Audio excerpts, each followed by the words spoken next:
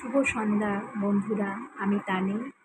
আজও আপনাদের সঙ্গে গল্প করতে পারিনি, সকালবেলা কিছুই দেখাতে পারিনি। তবে আজকে মর্নিংয়ে রান্না করেছিলাম বিউলির ডাল, আলু পোস্ত। তবে আমি বাঙাল, আমার বাপের বাড়ি বাঙাল, আমার শ্বশুর বাড়ি ঘটি।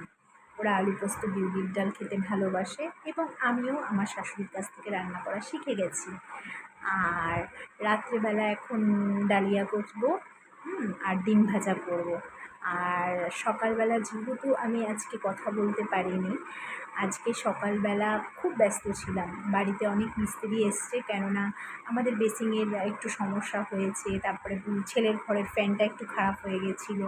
আর এই গরমে যদি ফ্যান না চলে, বুঝতেই পারছেন কী অবস্থা হতে পারে। তো যাই হোক, আজকে একটু গরমটা বোধহয় কম আছে।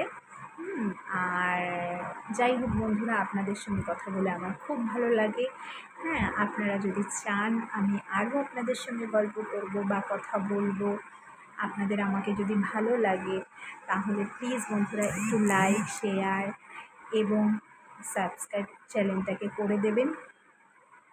ধন্যবাদ বন্ধুরা।